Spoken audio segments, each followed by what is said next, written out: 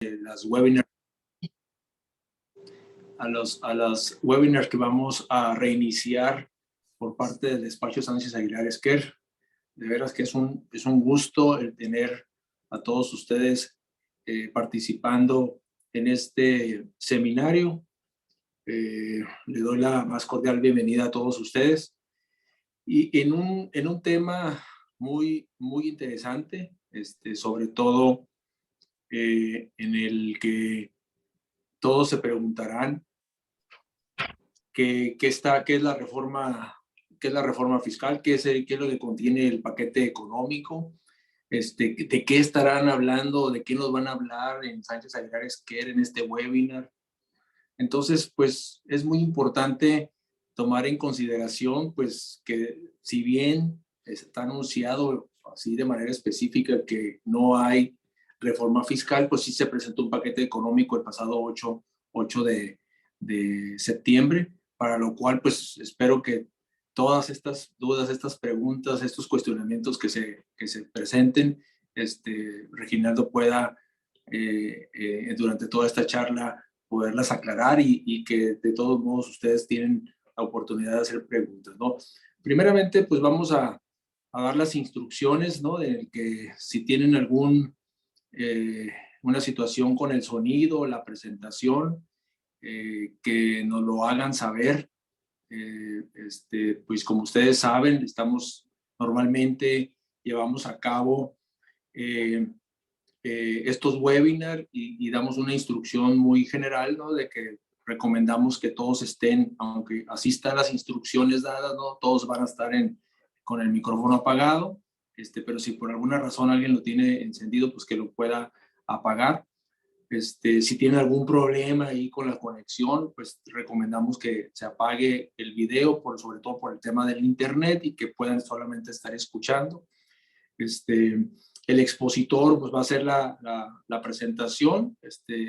Posteriormente van a tener ustedes la posibilidad de que les reciban por parte del despacho la presentación, o en nuestras redes sociales pueden estar consultando la presentación que haga el expositor.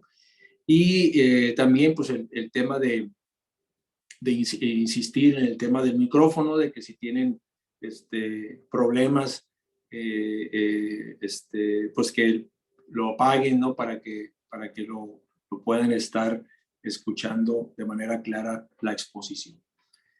Después de esas instrucciones, pues quisiera darle la palabra a Reginaldo, pero no primeramente darle su presentación de su currículum. Como ustedes saben, es maestro en Derecho Fiscal, es socio fundador de la firma Sánchez Aguilar Esquer, es egresado de la Facultad de Derecho de la Universidad Autónoma de Baja California, maestro en Derecho Fiscal egresado por la Universidad Autónoma de Guadalajara.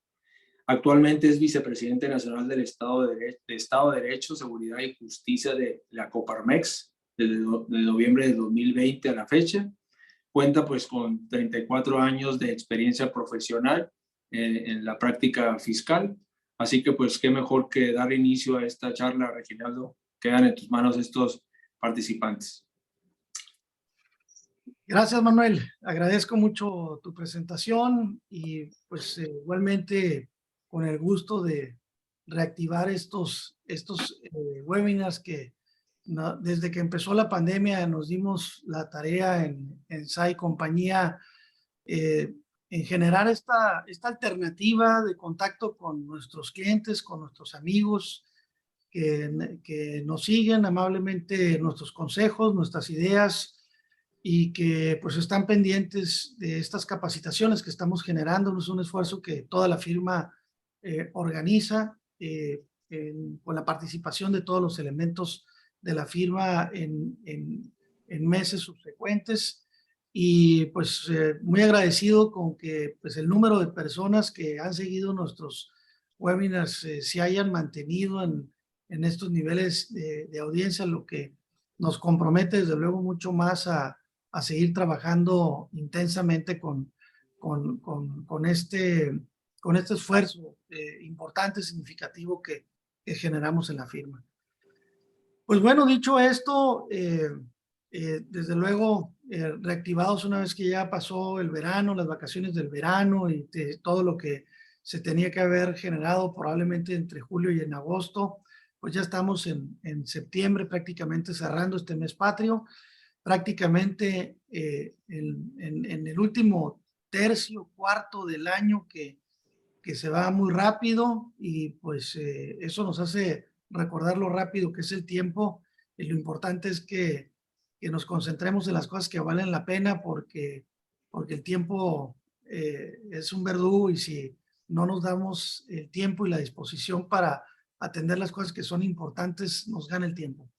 Entonces, como ustedes saben, pues esta plática está programada para hacerse en un máximo 2 horas, puede ser un poco menos porque, como ya decía Manuel, pues vamos a hablar del paquete económico 2023, que en teoría debe haber contenido el paquete de la miscelánea fiscal y que pues ahora no hubo. Y ahorita platicaremos un poquito de las circunstancias que generaron este aspecto. Vamos al siguiente punto, vamos a iniciar. Eh, a mí me gusta empezar eh, haciendo algunos comentarios. Si quieres, todavía no, sigamos la presentación, déjame hacer un comentario preliminar, Paloma. Si quieres, no, ahorita no compartamos, ahorita empezamos con esta lámina. Si quieres, nada más déjalo sin presentación.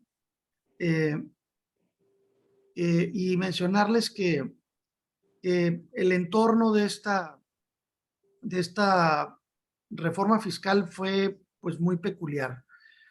Como ustedes saben, algunos de ustedes saben, yo pues estoy involucrado con organizaciones empresariales, particularmente con la Coparmex, en donde tengo una posición como vicepresidente nacional y esta posición me permite estar muy de cerca palpando un poco, sensibilizándome con las maneras, con las formas en las que las autoridades procesan, en este caso, una reforma fiscal.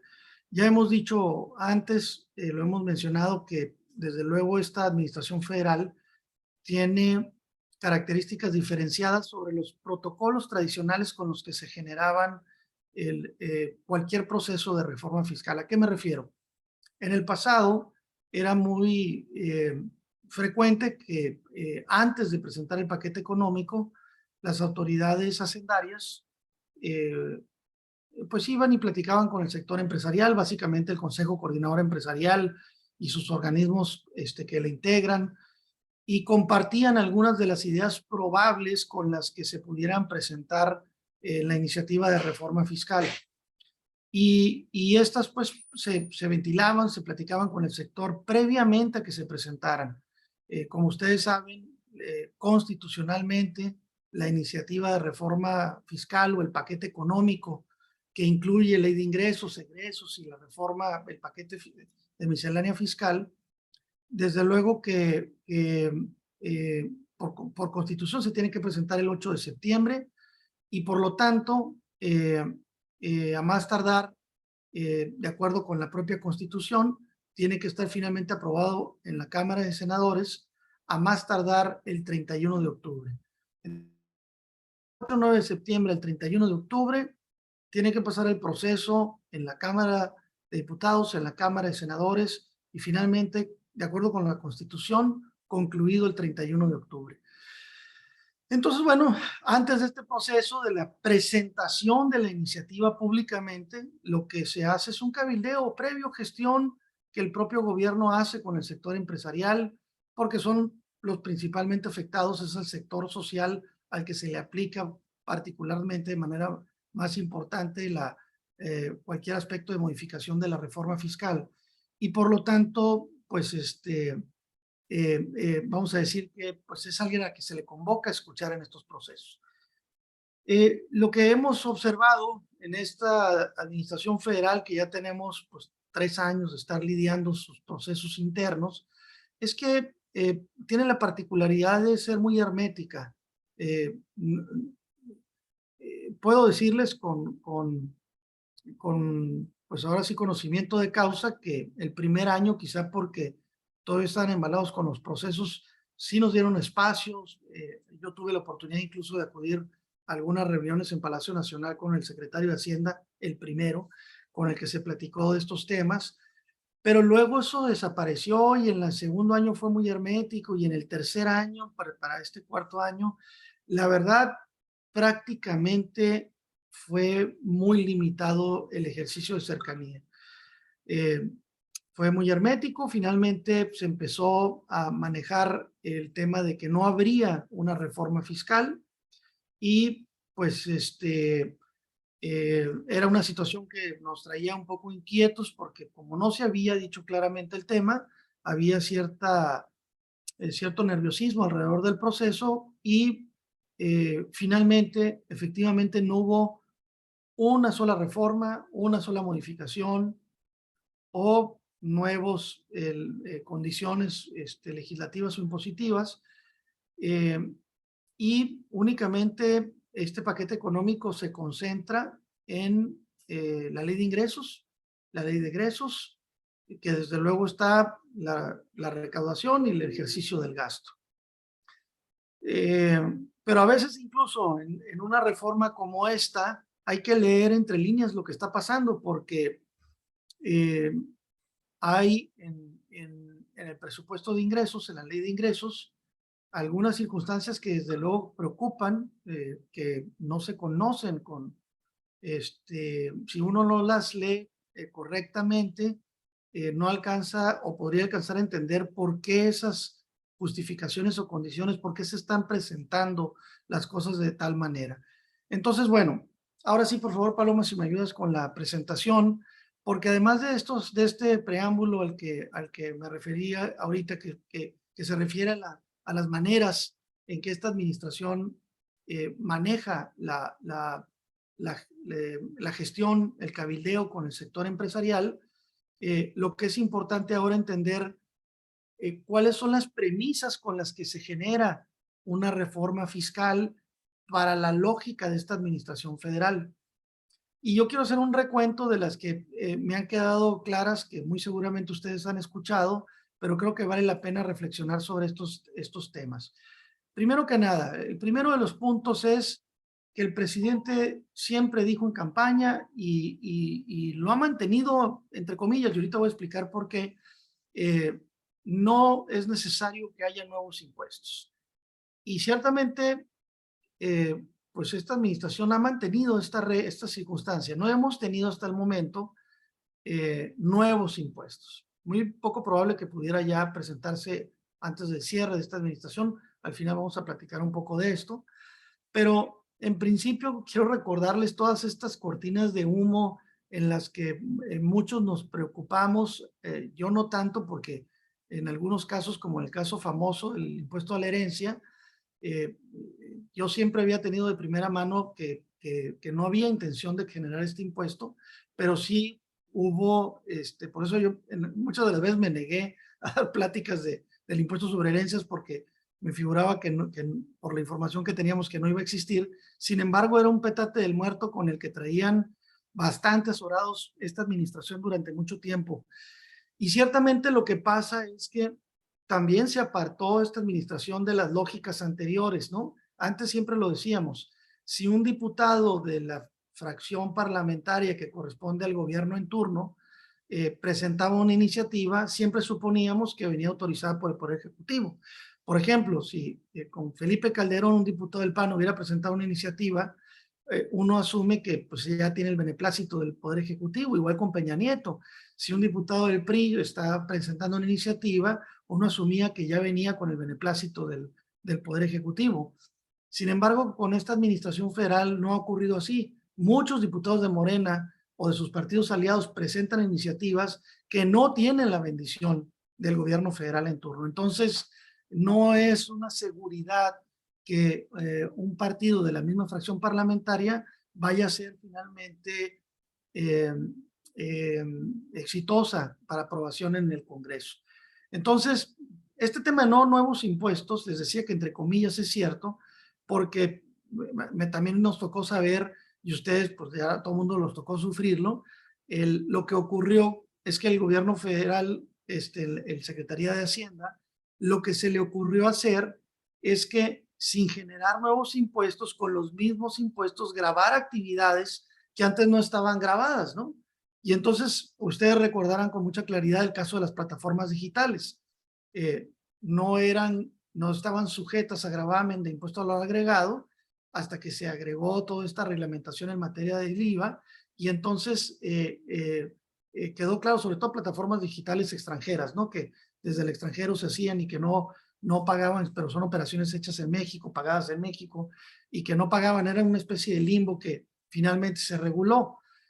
No estoy juzgando, creo que era lo correcto, porque finalmente estamos hablando de actos que se celebran en México que deberían estar regulados y pagar impuestos en México, etcétera. Pero finalmente estamos hablando de un impuesto no nuevo, pero sí a una actividad que antes no estaba grabada. Casos como estos son los que se les ocurrían para no faltar a la promesa presidencial de no nuevos impuestos, ¿no? Entonces, hasta el momento se sigue manteniendo esta premisa. Adelante, por favor. Por otro lado, también el presidente siempre ha dicho que también, entre comillas, pudiéramos decir que se ha cumplido. Dice el presidente, no habrá a los actuales impuestos incrementos significativos. Después el presidente hizo un ajuste a este concepto de incremento, porque dice, bueno, siempre y cuando esos incrementos se vale que se hagan, dice, siempre que estén relacionados con la inflación. Es decir, que en términos reales el impuesto se aumenta de acuerdo con la inflación, y para la lógica de la premisa o de la promesa presidencial, no se está violentando este compromiso de no incrementos, porque están en relación a la inflación. Entonces, esa también la ha estado cumpliendo. Una muy curioso de la deuda, y me voy a referir brevemente al punto porque creo que estas son las cosas que resultan muy curiosas, porque depende con el cristal con el que se vea. Dice el presidente y dice el gobierno que no se ha incrementado la deuda. Lo curioso, y para quienes tengan esta duda, porque muy seguramente algunos de ustedes a lo mejor ya lo investigaron o lo han estado viendo, y unos dicen que sí y otros que no, pero no dan detalles. Déjenme decirles esta circunstancia clara. A ver, Peña Nieto le dejó a este gobierno federal una deuda de 10.7 billones de pesos. Y a la fecha, la deuda del Estado mexicano es de 13.1 billones de pesos. Entonces, la deuda sí se ha incrementado. Es decir, nominalmente, la deuda es mayor. Pero, ¿qué dice el gobierno federal? Dice, bueno, eso no es tan cierto. Dice, porque ese 10.7 billones de pesos de deuda de Peña Nieto representaba el 51.1% del PIB. Y los 13.1 billones de pesos de deuda de Andrés Manuel López Obrador corresponde al 49.9% del PIB. Entonces dice, en relación al PIB, este gobierno federal dice, en relación al PIB, la deuda no es mayor, es menor, ¿sí? Porque es un porcentaje menor en relación al PIB que la que yo adquirí. Pero nominalmente la deuda sí es mayor, ¿sí? Entonces, estos son las cosas curiosas con las que juegan los economistas y juegan con nuestras mentes, ¿no? Entonces, dicen los economistas, por lo que yo he podido escuchar, que esta lógica de relacionar la deuda con el PIB es razonable, porque es el porcentaje de endeudamiento que se le permite de acuerdo con el tamaño de nuestra economía, que es nuestro Producto Interno Bruto. Entonces, sin ser experto en el tema, lo único que les puedo decir entonces de manera certera es que nominalmente la deuda sí ha crecido, pero ha decrecido en función del Producto Interno Bruto, el tamaño de nuestra economía. Bueno, continuando con el siguiente punto, nada más que, déjenme, ahí está. Otro punto que dice el presidente es que no ha habido una devaluación, no ha habido una devaluación significativa, se ha mantenido estable la moneda. Algunos podrían decir, oye, pues es que pues todo el mundo, entre comillas, también este tema, porque pues en cualquier momento puede ser finalmente devaluarse de una manera importantísima porque esté retenida o esté artificialmente contenida la paridad cambiaria, lo cual es evidentemente difícil, no puede estar contenida de una forma. Lo cierto es que las economías del mundo derivado del COVID, todas están deterioradas. Definitivamente que no podemos hablar de una moneda fuerte comparada con otra porque todas están deterioradas. Entonces, técnicamente creo que el entorno al que se refiere la situación económica de los países derivados del COVID, pues ha permitido que en cierta forma pues las economías mantengan una paridad cambiaria más o menos estable.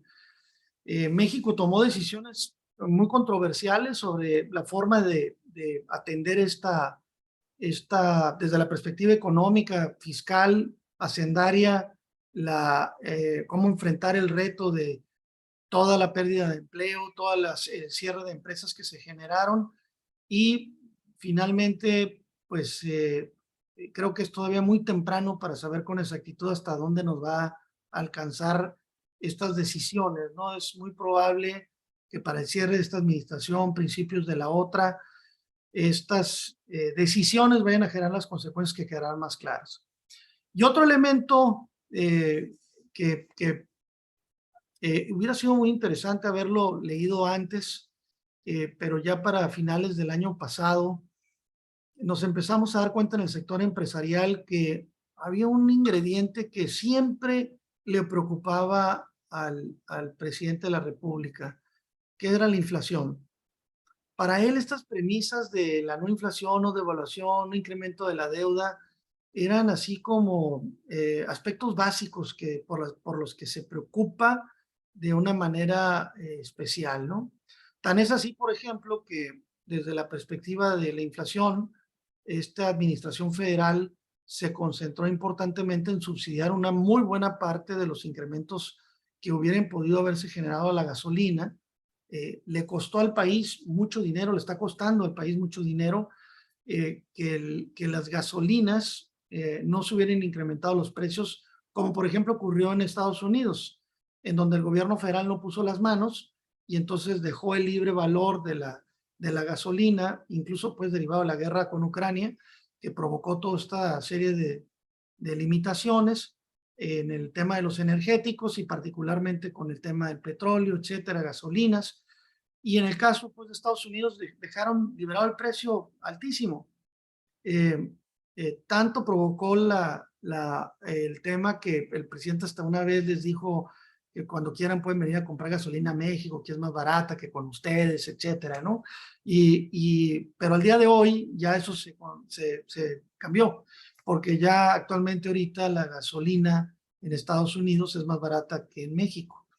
Entonces, bueno, estas decisiones económicas de subsidiar, no subsidiar el precio, las tomó el presidente porque de alguna forma la decisión se concentra en que si la gasolina se aumenta, tiene el efecto multiplicador de que todos los costos se incrementan y automáticamente eleva mucho el concepto inflacionario.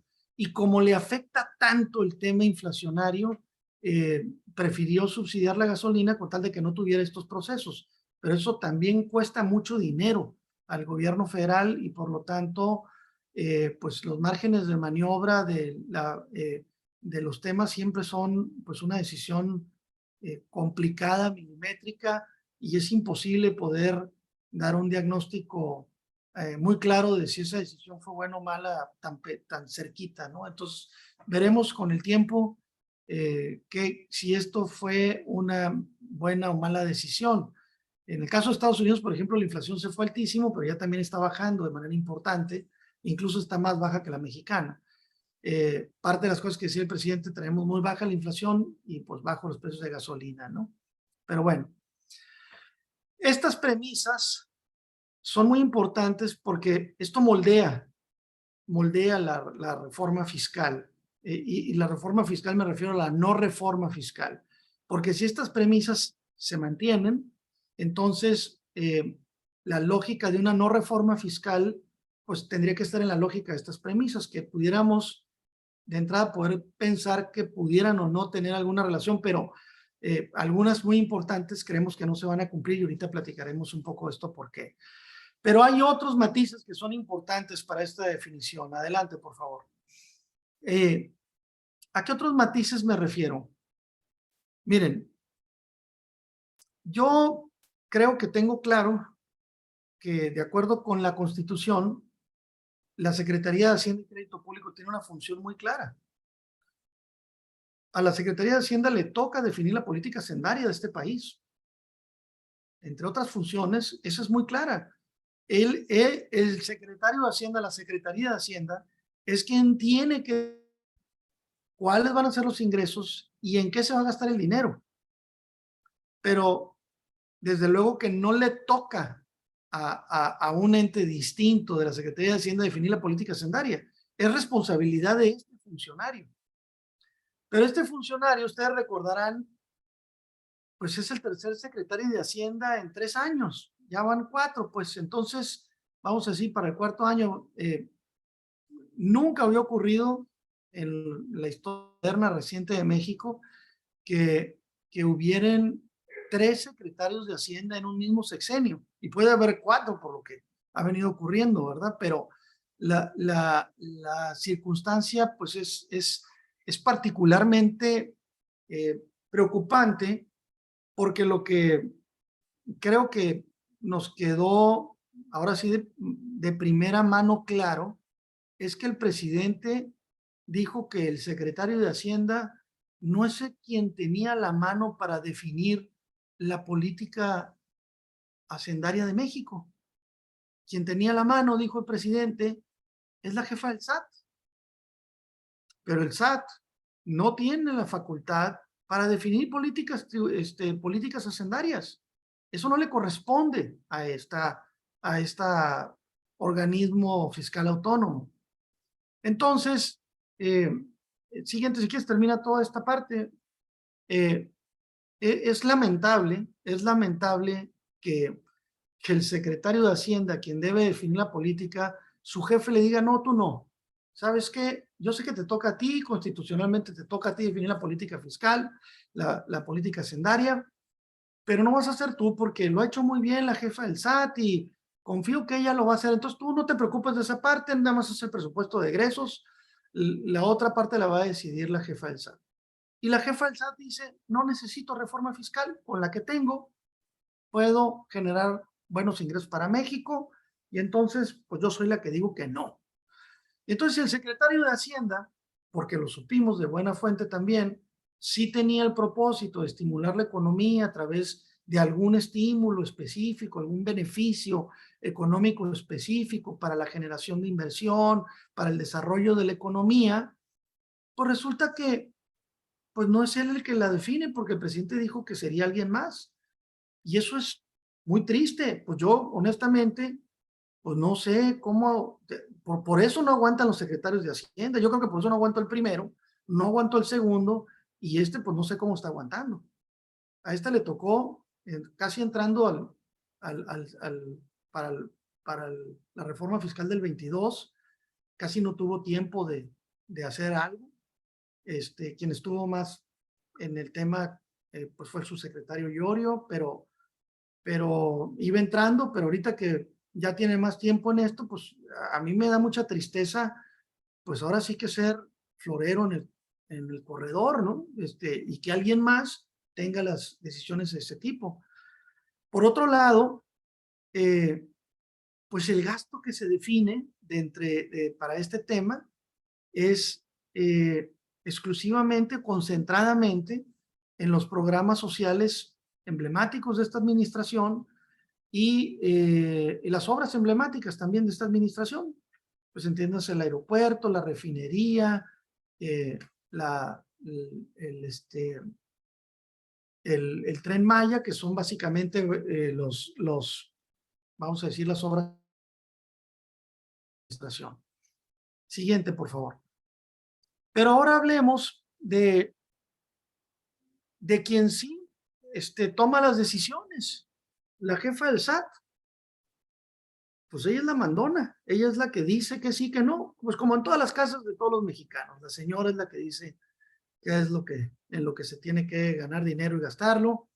Entonces, pues no está muy alejado de la realidad mexicana. En este caso, podemos decir que ciertamente la mejor jugadora del equipo del gobierno federal ha sido la jefa del SAT. Sus resultados son obvios, ha generado ingresos recaudatorios significativos, ha demostrado ser una mujer pues muy práctica. Eh, Ahora sí que con todas las limitaciones que tiene este servicio de administración tributaria, porque recordarán, redujo 30% de su staff entrando a esta administración, y para este ejercicio fiscal redujo su presupuesto en relación al año pasado solicitado por el mismo SAT. Entonces, ahora sí que con lo poco que tiene, el SAT ha demostrado tener una eficiencia recaudatoria importante, y eso le valió para que fuera ella la que definiera la política fiscal de México, puedo decirlo quizá en los últimos 2 años. El año pasado me acuerdo claramente todo lo que tenía que ver con el Código Fiscal de la Federación era un tema que se tenía que ir a negociar a la puerta de la jefa del SAT y no con el secretario de Hacienda o con la Dirección de Ingresos de Política Hacendaria de la Secretaría de Hacienda. Entonces, es aquí donde se define. Muy grave, porque creo que no es su función. Entonces, es ella la que define, el SAT quien define unilateralmente, porque antes se lo definía Hacienda, ahora es ellos mismos los que se definen unilateralmente los programas de recaudación, o sea, ellos los proponen, pero además se los autorizan. ¿Cuáles son los programas de recaudación que se requieren hacer para generar los ingresos que el gobierno federal requiere? Y entonces, pues confiando en los resultados que esta funcionaria ha dado, pues definitivamente le dieron la decisión para unilateralmente definirlos.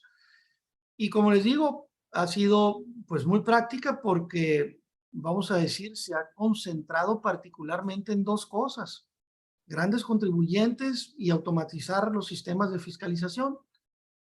A través de estas 2 alternativas, pudiéramos decir que en medio de todo este tema podrían estar temas relacionados con empresas enlistadas del 69, puede estar el tema de la modificación a todo el esquema de outsourcing, que también generó resultados significativos en la recaudación.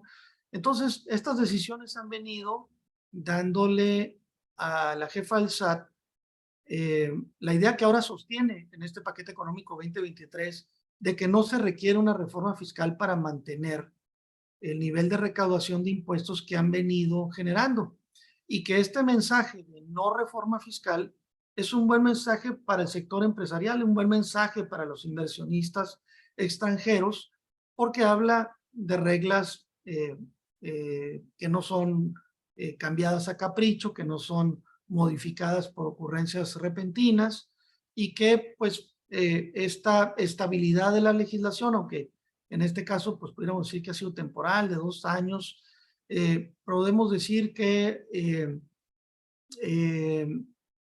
no ha tenido cambios, me refiero a impuestos en general. Claro que ha habido cambios relevantes en temas de control precisamente digital, que tienen que ver con todo el tema del complemento de carta aporte, que va a entrar en 23, o lo relacionado con el CFDI 4.0, ¿no? Bueno, dicho esto, nos pasamos a la siguiente, y me voy a referir brevemente a los indicadores principales que están establecidos en la Ley de Ingresos.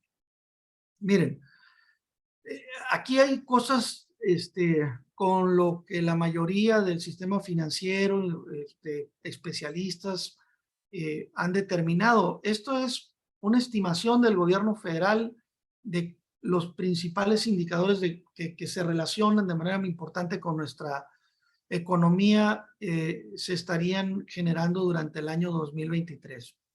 Por un lado, suponen una inflación del 4.7%. Esta inflación del 4.7% la mayoría de los especialistas consideran que es muy optimista, que lo más seguro es que la inflación esté cercana al 6.5%, que es, algunas lo ponen hasta en el 7%, pero en ese rango entre el 6 y el 7%, la mayoría de los especialistas han establecido que sería el nivel de inflación que tendríamos en el año 2023. Entonces, esto es importante por una circunstancia que ahorita les platicaré con mucho más cuidado. Por otro lado, también se estima, también muy optimista, que el tipo de cambio se mantenga cercano a los 20,6 centavos. La mayoría de los especialistas han considerado que puede estar cercano a los 21 pesos. Entonces, habría que esperar finalmente lo que ocurra, pero también esa consideración es bastante también optimista. Por otro lado, el precio del barril considerado $68 con 20 centavos. Ustedes recordarán que el año pasado se presentó muy abajo y terminó estando en $100. Entonces, creo que andaba por alrededor de los $20 en el precio, en la ley de ingresos, y terminó estando en más de $100. Ahora lo ponen en una posición intermedia, 68.20. Algunos consideran que puede ser un poco menor que eso, y pues también habría que ver cuáles son los efectos que esto puede ir generando en las finanzas, que desde luego se consideran que pues son ingresos que se supone, con base en estos parámetros, que va a tener el gobierno federal a disposición. Y desde luego el problema empieza cuando no se empiezan a dar esas premisas, ¿no? Luego, en el tema de crecimiento de país, el Producto Interno Bruto, el gobierno federal también muy optimista, lo considera cercano al 3.6. Nadie, absolutamente nadie, le da esta cercanía, incluso ni el Banco de México lo considera probable. La mayoría de las consideraciones han establecido un crecimiento entre el 2 y el 2.4%. Entonces, esto también es desde luego muy grave porque pues genera un aspecto al que nos hemos venido refiriendo, es decir, para generar los ingresos que este gobierno federal considera a través de este presupuesto de ingresos o ley de ingresos, es el ingreso que vamos a tener para generar el gasto, que también ya está etiquetado y está distribuido de acuerdo a este ingreso. Entonces, ¿qué es lo que pasa? ¿Qué es lo que sucede cuando el presupuesto de ingresos que se estimó fuera en una de cantidad determinada no se obtiene? Pues entonces el gasto sigue teniéndose que hacer, y lo que sucede es que los países se endeudan. Es cuando procede el endeudamiento. ¿Por qué? Porque pues tengo que atender un gasto público que ya había determinado, pero no estoy generando los ingresos suficientes. Entonces, por eso en esta ley de ingresos se autoriza un endeudamiento a una determinada cantidad, para que en caso de que sea necesario, porque los ingresos no se estén dando como se habían calculado, se permite el endeudamiento que permita atender el gasto público que se determinó. Entonces, ahí es donde está un poco el peligro de establecer indicadores halagüeños muy optimistas que luego no se consiguen, y que desde luego lo que da pie es a un mayor endeudamiento porque ya está autorizado. Y entonces, ante esa circunstancia, desde luego que lo que nos preocupa es que si va a haber más inflación, si el precio del barril no se da en las cantidades que aquí se menciona, si el crecimiento del país no va a ser en las condiciones que se propone, pues entonces los ingresos que se presume se van a obtener con esta ley de ingresos no van a llegar, y entonces el endeudamiento será el camino natural para ese proceso. Finalmente, las tasas de interés también aquí están optimistamente bajas, que claro que son más altas que antes, pero la mayoría de los especialistas coinciden con que pudieran estar alrededor del 10% anual. Entonces, como les digo, esto también pues es igual costos que están relacionados con todas las operaciones del gobierno, y que por lo tanto tienen que considerarse como tal en el presupuesto de ingresos y luego de gastos. Bueno, adelante, por favor. Esta lectura me parece interesante que la platiquemos un poco. Si quieres darle adelante todos los renglones, Paloma, por favor. Miren, fíjense que lo quise presentar de esta manera, más que ponérselos en cantidades, porque si se los comparaba presupuesto contra presupuesto, las cantidades a lo mejor no les decía mucho, pero como está aquí presentado, que es en cuánto se incrementa o decrementa en relación al presupuesto del año anterior, hay algunas lecturas interesantes que quiero hacer con ustedes, algunas reflexiones.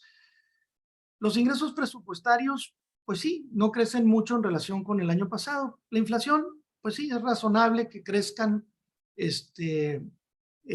apenas en relación al año pasado. Creo que en esa parte creo que fue conservador en manejarlo de esa forma, en general los ingresos presupuestarios, pero tratándose de los ingresos tributarios, que son nada más de impuestos, sin contar a Pemex, sin contar paraestatales, etcétera, empresas, empresas públicas. Entonces tenemos que ahí es el 9.9%. Y entonces aquí está una buena parte de las respuestas que todo el mundo sospecha en relación con de dónde va a sacar el gobierno federal esos incrementos. Porque si ustedes ven que no hay una reforma fiscal, no hay nuevos impuestos, no hay incrementos significativos a los impuestos, y pues no hay mayores contribuyentes que los que hay, es más, hay menos, cada vez hay menos formalidad. El 30% de nuestra economía es formal y el 70% es informal. 7 de cada 10 empleos son informales. Y además ustedes pueden ver los incrementos de impuesto de la renta, que son bastante razonables porque tienen que ver con la razonabilidad que pudiera tener el crecimiento de las utilidades en las empresas en el año 2023, pues es apenas superior que la del 22. Es perfectamente razonable. En el caso del IVA, es el doble, y ahorita voy a platicar algo de este tema, pero lo que quiero primero decirles es que ese 9.9 de crecimiento de ingresos tributarios, no hay otra manera de leerlo que la intensidad con la que la fiscalización se va a generar en el 2023. No hay otra manera de que se incrementen los ingresos tributarios si no es a través de una fiscalización agresiva. Entonces, de aquí que una de las primeras reflexiones que podemos hacer es que ya está considerado en este presupuesto un alto nivel de radicalización, de mayor impetuosidad en el tema de la fiscalización. Este tema del IVA, un tema que pues, también llama la atención es por qué el IVA va a crecer al doble de impuesto de la renta. No, en un entorno en donde pues, nuestra economía no puede crecer nada más para un efecto de un impuesto, ¿no? Entonces aquí hay varias lecturas que son importantes. En el IVA hay una circunstancia especial. Ustedes saben que en el IVA se recauda aún en la informalidad. En el caso del impuesto de la renta solamente se recauda en la formalidad. El IVA es un impuesto que por sus características indirectas la economía informal lo paga, porque si se trata de productos que los tienen que adquirir de alguna manera, pero quien los adquiere no paga impuestos, pues el IVA de todas maneras en sus compras tienen que pagarlos, salvo que se trate pues de contrabando, de mercancía extranjera, etcétera, que pudiera ser el caso, pero evidentemente el tamaño de la economía en lo que a IVA se refiere es mayor porque sí se considera la informalidad. Y adicionalmente, otra lectura que hemos hecho es que estamos esperando un incremento en la recaudación en el IVA por todo el tema que va a derivar del complemento de cartaporte, particularmente tratándose de transporte internacional de mercancías. Ya para muchos no es algo ajeno que ya hubieran podido ver, pero evidentemente por los tramos en donde llega un transporte internacional y llega a las aduanas mexicanas, hay un cambio de camión, de camionero y por lo tanto un complemento de cartaporte necesario. automáticamente el tramo se convierte en nacional y van a tener que empezar a pagar IVA. Este es un tema que esta es de la perspectiva en la que el SAT está considerando y que muy seguramente va a implicar este incremento también mayor en el caso del impuesto al valor agregado. El IEPS es escandaloso, el incremento 310.6%. Al principio tampoco entendía hasta que revisé bien con cuidado el detalle. Lo que sucede es que comparativamente el precio que ahora se contempla del barril de petróleo comparado con el precio que se tenía comparado en el presupuesto de ingresos del 22 es 3 veces mayor, porque estaba como en $20 y ahora está casi en 60, ¿no? Entonces, por eso el incremento en el IEPS deriva del tema del precio del barril de petróleo, porque no tiene nada que ver con que se hubiera aumentado las tasas del impuesto o se estuviera cobrando particularmente alguna cantidad mayor por la parte del IEPS. Y los ingresos no tributarios, pues, pues se decrementan porque pues, yo creo que ya el Instituto para devolver al pueblo lo robado ya no tiene nada que vender, ya le vendieron todo lo que tenían que vender y yo creo que ya no van a tener otros ingresos no tributarios y están considerando un decremento en esa parte, ¿no? Entonces, bueno, estos son algunas lecturas por la comparativa entre el presupuesto del año pasado y este año. Adelante, por favor. En el caso de la tasa de retención del ISR por intereses pagados por nuestro sistema financiero, ustedes recordarán que a quienes tienen la posibilidad de ahorrar y de generar inversiones, de tener dinero en el banco cuando nos paga intereses no retiene el impuesto de la renta que se genera por ese interés que se genera. Entonces, para este año 2022 para este año 2023 se está considerando una tasa de retención del 0.15%, que es casi el doble de la que estaba el año pasado, que está vigente ahorita en 2022, que es la del 0.08. Algunos consideran que es razonable por el tema de la inflación, se justifica que la tasa de interés para que no pierda su generación de poder adquisitivo tenía necesariamente que incrementarse las tasas y por lo tanto incrementarse la tasa de retención para ser equilibrado en el efecto, ¿no? Entonces, pues yo honestamente creo que no, esto no es fomentar el ahorro, ¿no? Deseable hubiera sido que lo hubieran mantenido con una tasa menor, eso le da mayor poder adquisitivo a las personas porque sus intereses ya líquidos después del impuesto que genera esos intereses, pues les queda más dinero, pero bueno, el gobierno decidió casi duplicarlo. Adelante, por favor. La tasa de recargo se mantiene, no la mueven, prácticamente se queda como estaba en el 2022. No hay, en el caso de prórrogas fiscales, alguna modificación, queda en 0.98% mensual sobre saldos insolutos. Y las tasas de recargos, dependiendo de actualización, en el caso de parcialidades, queda igual, dependiendo del plazo, hasta 12 meses, 1.26% mensual, entre 12 y 24 meses al 1.53% mensual, y cuando son superiores a 24 meses, en 1.82% mensual. Entonces, prácticamente este tema se queda en esas condiciones. Siguiente, por favor. Miren, otra reflexión que quería invitar a hacerles es lo que se deja de hacer, porque lamentablemente un gobierno federal pues tiene en sus prerrogativas generar condiciones que pueden provocar desarrollo económico. Alguien podría decir, oye, pues si no está creando nuevos impuestos, no está incrementándolos, las variables las mantiene, es una forma de un estímulo fiscal.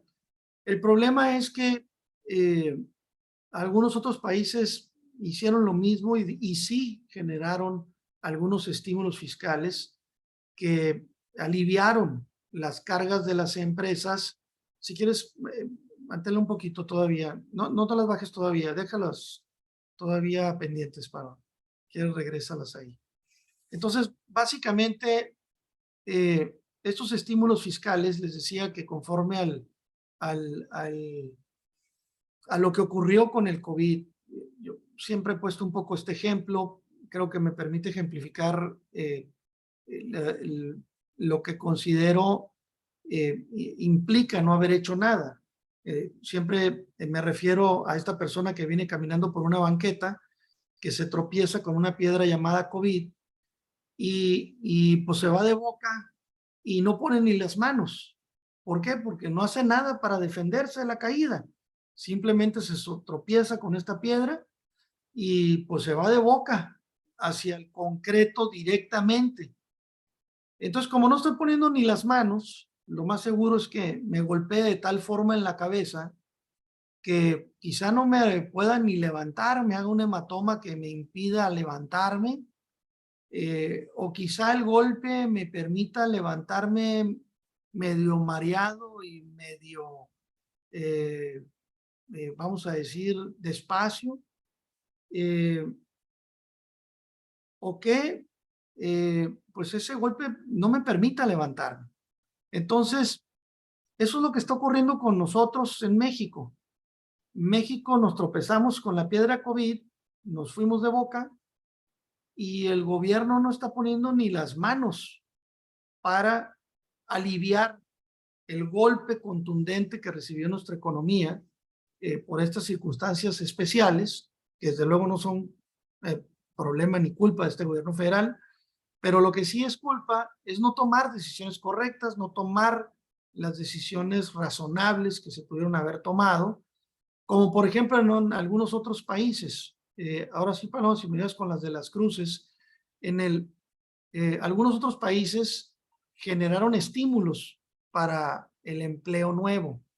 Les dijeron a sus empresas, si tú generas nuevos empleos, a partir de este momento tienes o cuáles beneficios fiscales en cuanto a carga fiscal, en cuanto a tema de cargas sociales, etcétera, que son con cargo a la empresa. Si tú haces el esfuerzo de generar nuevos empleos, yo haré el esfuerzo de no generarte una carga fiscal significativa. Temporalmente, mientras levantas otra vez la cabeza y empiezas otra vez a caminar y correr en tu empresa, ¿no? Adelante, por favor. Tampoco consideró, y estas, por ejemplo, sí las estaba considerando la Secretaría de Hacienda, pero no les dejó el Servicio de Administración Tributaria que las implementaran. Sí estaban considerando algunos estímulos fiscales por inversiones nuevas.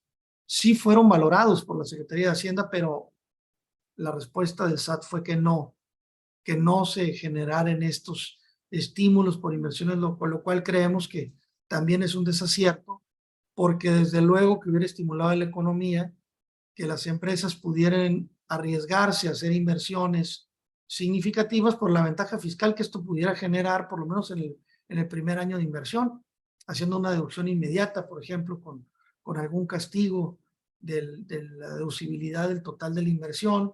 Pero bueno, tampoco se dio.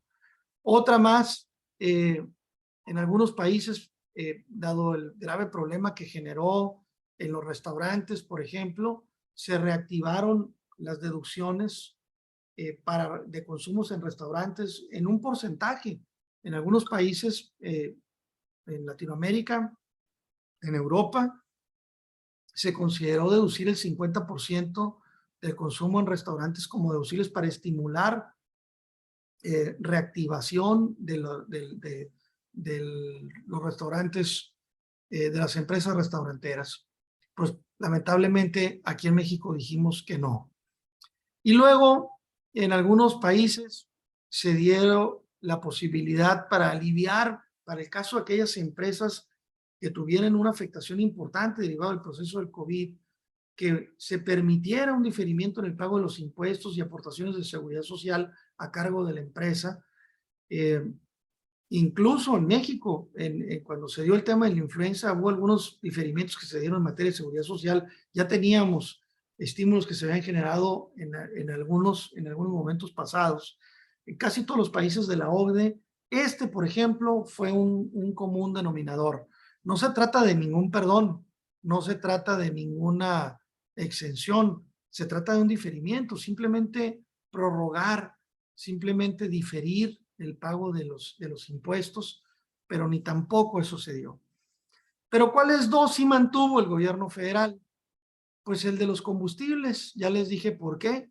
El gobierno, con la obsesión que tiene de la inflación, consideró conveniente generar estímulos a los combustibles que permitieron que los combustibles estuvieran en cantidades más abajo que el resto del mundo, y esto pues temporalmente alivió a que la inflación no se exponenciara, a costo de que es una cantidad importante que le costó al gobierno federal subsidiar este precio de la gasolina disminuido por abajo del precio comercial que existía.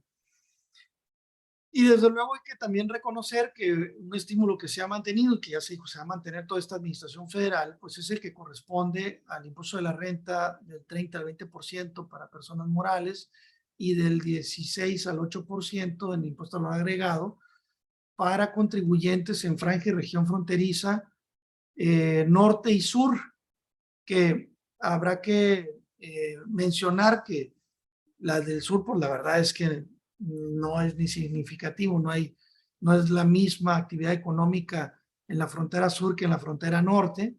Desde luego, donde es más importante y significativo el estímulo es en la región fronteriza norte.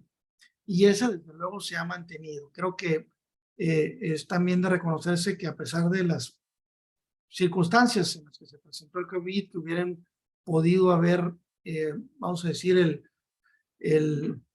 la justificación que llevó el COVID ya por el tema de la recaudación de impuestos federales, ya no se podía mantener este estímulo. Creo que se fajaron y lo mantuvieron. Creo que es importante decir que por lo menos estos dos siguen, y desde luego en el caso del IEPS, también para el caso de combustibles, es el estímulo para vehículos automotores y, perdón, para motores en diésel y gasolina que se requieran para el tema agrícola, marítimo, etcétera. Ese estímulo se sigue manteniendo. Se eliminó el de autotransporte, pero se sigue manteniendo para motores de combustión. Muy bien. Entonces, eso es lo que habría que decir un poco de los temas, de las cosas que se dejaron de hacer. Ahora, es importante también tocar otro tema que creo que es también valioso que reflexionemos en el tema. Ustedes saben que el gobierno federal, por el convenio de coordinación fiscal federal que tenemos, las entidades federativas se abstienen de cobrar impuestos locales en donde hay impuestos federales, a cambio de que el gobierno federal le participe de esa recaudación. Entonces, en la fórmula que todo fronterizo casi conoce, para quienes los que estamos acá en Baja California tienen claro, vamos a decir que del 100% de la recaudación federal, el 80% se queda en el gobierno federal y él decide en dónde y cómo se gasta, mientras que el 20% es una bolsa que se distribuye entre todas las entidades federativas con una fórmula especial que toma en cuenta población y esfuerzos de recaudación de cada entidad federativa. Entonces, en esta fórmula obsoleta, antigua, desde luego rebasada, que no tiene más de medio siglo que está como está y que debería de hace mucho de haber sido revisada, pues lamentablemente pues ningún gobierno federal se atreve, o a lo mejor deliberadamente no lo hace esta revisión, porque honestamente creo que al menos en justicia debería estarse distribuyendo entre las entidades federativas el 30% de la recaudación nacional. Sin embargo, el gobierno federal dice, finalmente don dinero es el que manda, y mientras yo tenga más, yo sea el que tenga el dinero, controlo más cualquier tipo de aspecto de carácter político o gubernamental. Entonces, siendo este el caso, las entidades federativas, ¿qué es lo que ha ocurrido con estos presupuestos de ingresos y egresos más o menos uniformes? Pues que los gobiernos los gobiernos estatales pues están enfrentando graves problemas de debilidades financieras porque cada vez les alcanza menos, se endeudan más y por razones de carácter político irresponsablemente incrementan sus nóminas. eh, se hacen además responsables de temas como el tema educativo y otra serie de cuestiones que lo que está ocurriendo es que las entidades federativas pues no están recibiendo más dinero y como cada vez es más complicado para las entidades federativas, apenas están en condiciones de subsistencia. Y entonces, ¿cuál es el efecto colateral de que el gobierno federal no esté incrementando las participaciones a las entidades federativas? Que si bien es cierto, el gobierno federal no quiere incrementar nuevos impuestos, no quiere generar nuevos impuestos o no quiere incrementar los impuestos que tiene, la bronca se la está pasando a las entidades federativas. Y son las entidades federativas las que sí están generando nuevos impuestos y las que están incrementando los impuestos que tienen. Por ejemplo, los impuestos de nómina, la mayoría de las entidades federativas los han ido incrementando. Y en el caso, para hablar particularmente, me disculpo con quienes están participando que no son de Baja California, pero creo que en el caso de Baja California es un mal ejemplo de esto, por eso lo menciono. En la administración estatal anterior se generaron un total, teníamos en Baja California un total de 14 impuestos locales. Éramos el estado con más impuestos locales del país. En solamente 2 años se crearon 5 nuevos impuestos y algunas otras entidades federativas han seguido caminos similares. Y por eso lo menciono como un efecto colateral, porque ante la circunstancia que el gobierno federal no aumenta su presupuesto porque no hay nuevos impuestos y no hay incrementos, entonces lo que está ocurriendo es que quien se está comiendo la necesidad de hacerlo son las entidades federativas y son las que están asumiendo la carga social de tener que tomar esas decisiones. Entonces, pareciera pues, como les menciono, que ante esta circunstancia ahora nos tenemos que estar preocupando más de las entidades federativas que la federación. Y ahora, pues yo les puedo decir, en todo el país, lamentablemente no es como en la mayoría, en el caso del gobierno federal, que el 31 de octubre tienen como plazo máximo para presentar la ley de ingresos y egresos para aprobación definitiva. En el caso de la mayoría de las entidades federativas tienen hasta el 31 de diciembre de cada año, ¿no? Y entonces es posible que el 1 de enero nos levantemos en muchas entidades federativas con la sorpresa de mayores impuestos locales porque no les va a quedar de otra, porque necesitan hacer frente a necesidades que las participaciones de los gobiernos federales no les están generando. Entonces, pues si no es Juana Chana, pero de todas maneras va a haber incrementos, ¿no? Adelante, por favor.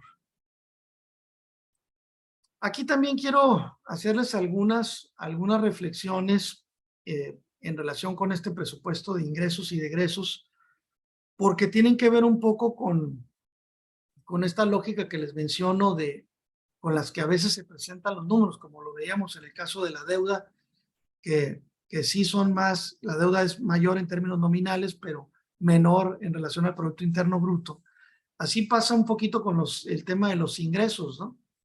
El gobierno federal, si ustedes pueden ver estas estadísticas que se generan por el propio gobierno federal, ustedes pueden ver que al inicio de la administración de Peña Nieto había una recaudación de 1,318 miles de millones de pesos de recaudación y al final de esa administración de 3,062 mil millones de pesos. Y ustedes pueden ver que ya en esta administración federal 2019, 20 y 21, pues ha sido importante el crecimiento que se ha venido generando, tomando en cuenta que no ha habido una reforma fiscal significativa. No ha habido nuevos impuestos, no ha habido incrementos significativos, aunque sí ha habido algunas actividades que no estaban grabadas, que ahora están, etcétera, con el IVA, pero pues evidentemente aspectos que iremos comentando ahorita, pues han provocado que la recaudación se ha venido incrementando, los ingresos tributarios. Incluso la estadística que más me sorprende es que al primer semestre de este año 2022, son 2,049 mil millones de pesos que ya se tienen recaudados, y a este paso, aunque la mayoría de los ingresos se generan en el primer semestre, pues es muy probable que sea pues altamente mayor en el cierre que lo que correspondió a 2021. Ustedes pueden ver los incrementos que se dan comparativamente en primeros semestres en esta administración, y pues es importante cómo se ha venido generando este incremento, ¿no? Pero hay un tema que antes de pasar a la siguiente quisiera comentarles que particularmente creo que ha generado también una medida, vamos a decir, importante, que generó una recaudación significativa en los ingresos tributarios, es esta determinación por la que se eliminó la compensación de impuestos. Ustedes recordarán que cuando tenemos un saldo a favor de impuestos, antes, hasta el año 2018, teníamos la posibilidad de compensar ese saldo a favor contra impuestos, o teníamos la posibilidad de solicitarlos en devolución. Cuando se elimina la figura de la compensación, obligas a la empresa a tener que pagar, ¿sí? Porque ya la figura no funciona, y luego pedir en devolución el saldo a favor. Entonces, esa circunstancia también incrementó significativamente los impuestos, porque obligaron a las empresas a primero pagar y luego pedir en devolución, como si solicitar en devolución fuera tan fácil y tan rápido, ¿no? Entonces, son temas que, lecturas de ciertas decisiones que fomentaron esta lógica de mayores ingresos recaudatorios. Adelante, por favor. Precisamente siguiendo con el tema de la devolución de impuestos, estas son igual, ¿verdad? A medias con las que a veces uno puede irse con la finta y decir, bueno, pues no están tan mal, mira. Por ejemplo, si ustedes ven esta gráfica de devolución de impuestos, el gobierno federal, con base en esta gráfica, dice, ¿de qué se quejan? Si yo he devuelto más dinero que cualquier otro en los últimos años. Y entonces saca esta estadística donde se puede ver cómo ha venido esta administración en 2019, 20 y 21 devolviendo más dinero que las otras que la anterior administración por lo pronto. Es decir, que las cantidades que se devuelven son mucho mayores que la anterior administración. Entonces, esta queja de que yo no soy bueno para devolver no es cierto, es falso. Pero eso es una verdad a medias. El tema, desde luego, otra vez tiene que ver con el tema de la compensación. ¿Por qué? Porque si la empresa antes tenía dos caminos para obtener sus saldos a favor, que eran vía de la compensación y en vía de la devolución, pues evidentemente a mí me hubiera gustado que a esta gráfica le hubieran agregado hasta el año 2018 de manera sumada lo que las empresas recuperaban por compensación. Y desde luego que entre compensación y devolución, las cantidades que se le devolvían o aplicaban de parte de los particulares son mucho mayores que lo que actualmente esta administración devuelve de impuestos. Entonces, claro que devuelven más porque ya nada más hay un camino, y pues sí han venido incrementando un poco más los montos que devuelven, pero desde luego que no son más si los comparamos con la parte de la compensación que antes las empresas aplicaban de manera directa de sus saldos a favor contra otros impuestos, cuando existía pues la famosa compensación universal, ¿no? Entonces, son estas verdades a medias que por lo tanto son mentiras que se manejan, ¿no? Dice, hemos crecido en devolución de impuestos el 41.4% real. Pues sí, no les falta verdad en esa parte, pero definitivamente es menos si consideran lo que antes podíamos obtener vía compensación universal. Pero bueno, así están las cosas. Siguiente, por favor. El otro punto a comentar, que creo que es parte de lo que mencionábamos con el famoso tema de de cómo van a generar el 9.9% de incremento en ingresos tributarios si el Producto Interno Bruto no va a crecer tanto, si la recaudación que se tiene considerada no va a ser importante porcentualmente, 0.8%, 0.16% en IVA, 0.8% en IVA, en renta, perdón. Entonces, pues todos llegamos a la misma conclusión, pues más fiscalización.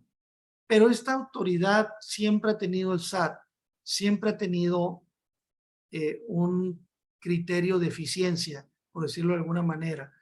Y con lo poquito que tiene se concentra en donde más le da, que es en los grandes contribuyentes. Entonces, esta cantidad de grandes empresas que faltan de fiscalizar, lo tomé de una nota hecha por la jefa del SAT. La jefa del SAT dice, en una nota que me tocó leerle, que aún quedan 9,000 grandes empresas por fiscalizar. Entonces, las que hasta este momento ha fiscalizado le han generado ingresos significativos en la recaudación. Entonces, dice ella, bueno, pues vamos a concentrarnos en los grandes contribuyentes, que es donde mayormente nos van a generar una recaudación más importante.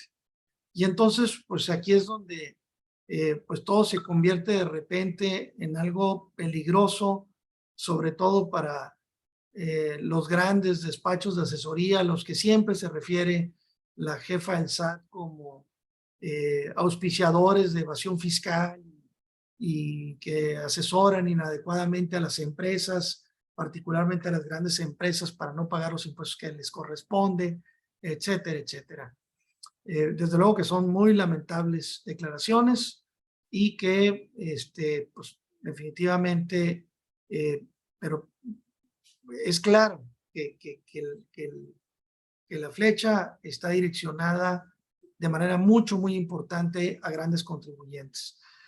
Pero pues no se preocupen, los que no son grandes, los micro, pequeños, medianos contribuyentes, van a quedar vamos a decir, regulados o controlados bajo la fiscalización del SAT a través de nuevos programas de auditoría que ha venido impulsando el SAT.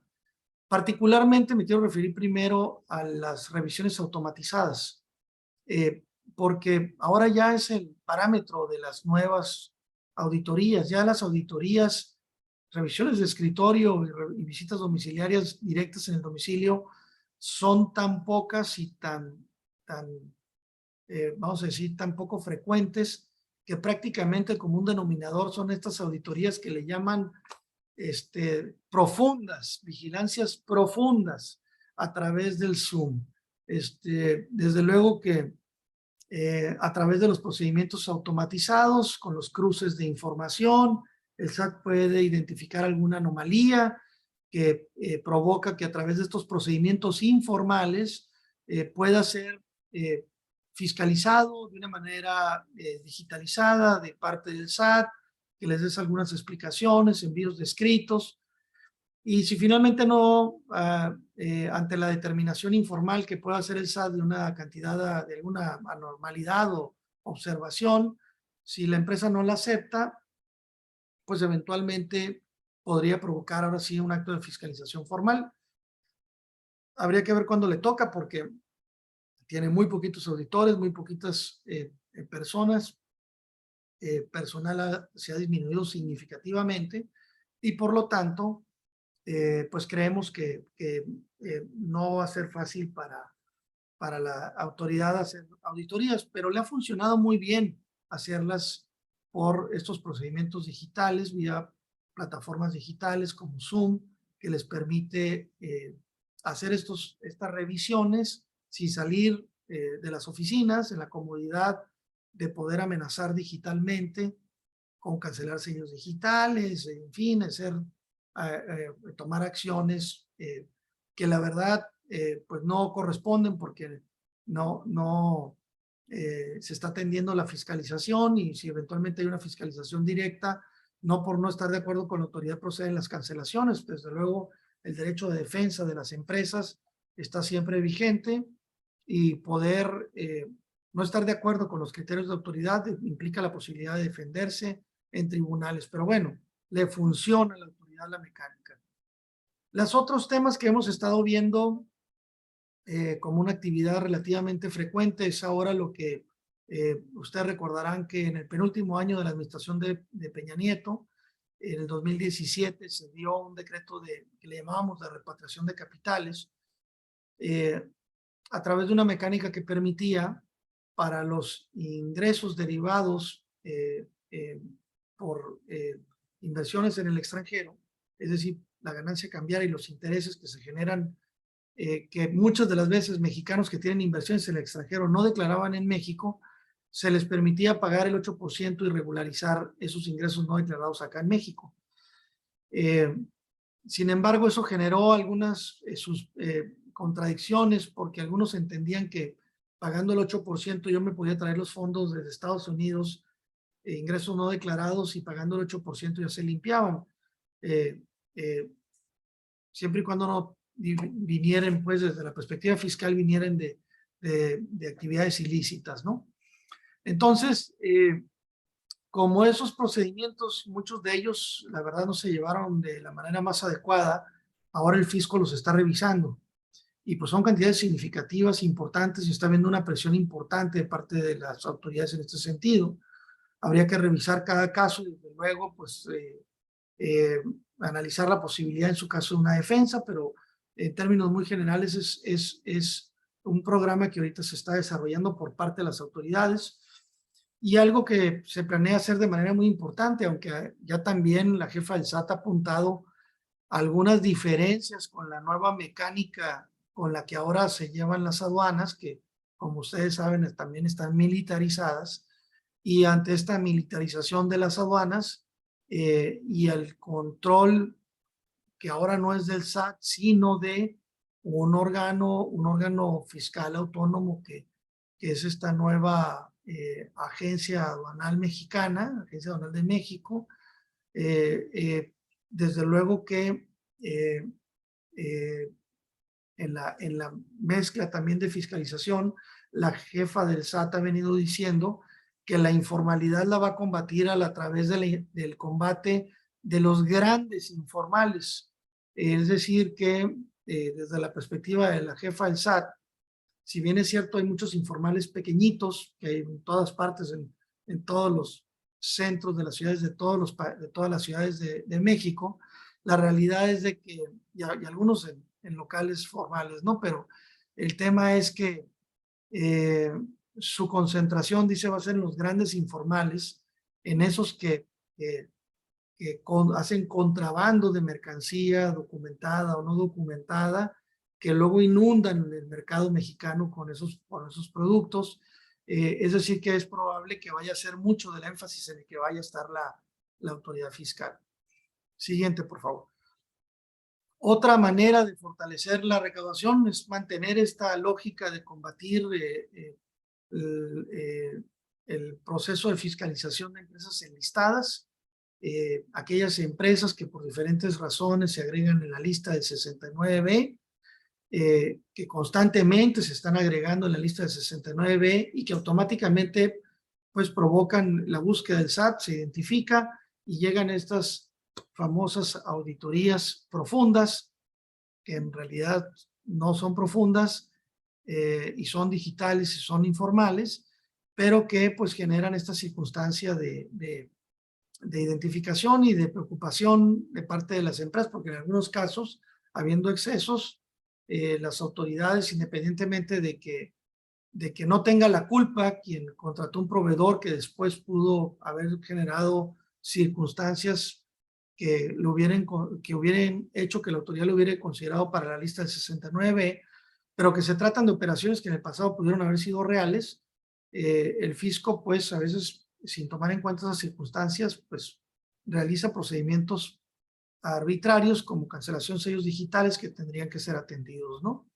No se diga también el tema de que todavía no empieza, que creo que es probable que en el 23 vaya a ser muy activo, con esta limitación que ustedes saben se generó en el año 2021 y que ya aplica en el 2022 desde luego, en donde existe esta limitación para poder contratar, subcontratar personal en donde ustedes tengan una actividad común, un objeto común, de manera que solamente pudieran subcontratar, por decirlo de alguna manera, porque la subcontratación está prohibida, pero cuando se trata de servicios especializados, sí pueden contratar personal que les pueda auxiliar siempre y cuando no se relacione con el objeto mismo de la empresa. Entonces, mucho del énfasis se va a continuar en estos temas. Adelante, por favor. Desde luego se van a mantener las auditorías o devoluciones cuando identifiquen que hay situaciones anormales en devoluciones anormales o devoluciones en empresas que normalmente no las generaban. Las auditorías van a seguir frecuentes y constantes como una característica de fiscalización orientada a por lo menos dilatar el proceso de las devoluciones que solicitan las empresas, ¿no? Que legítimamente solicitan las empresas.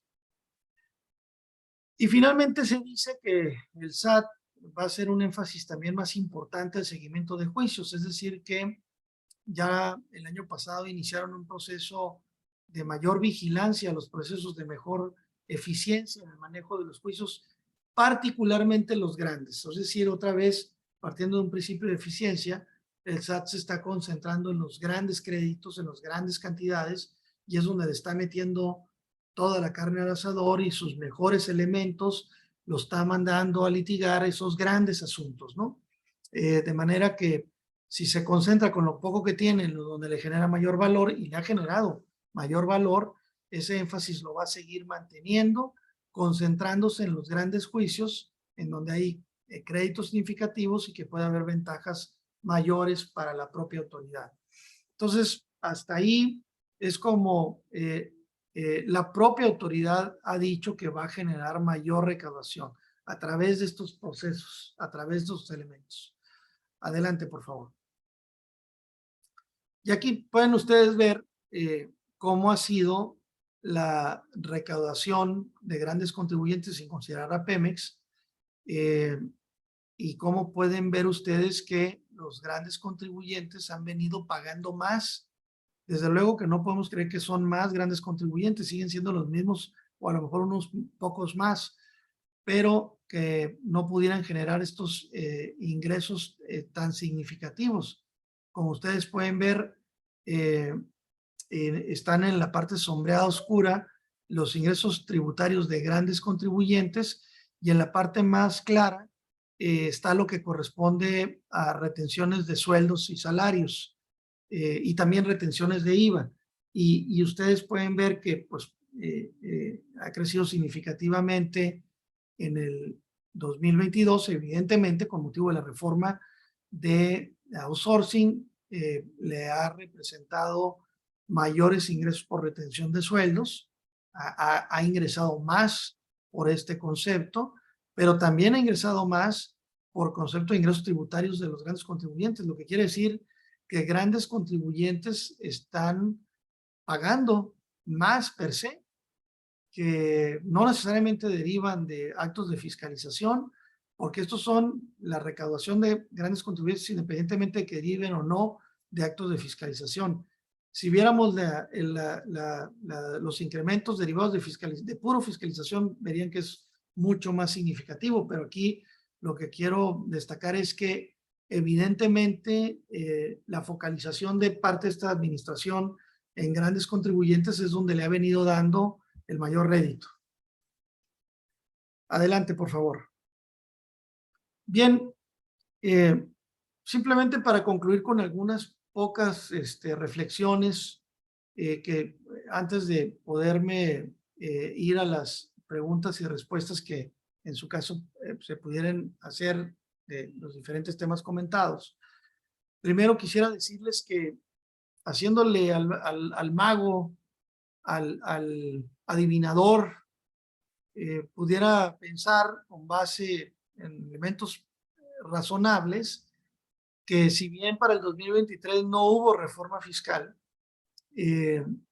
para el 2024 menos. Es decir, que ustedes recordarán que en el 2024 tenemos elecciones y históricamente no ha habido una reforma fiscal en periodo electoral. Definitivamente que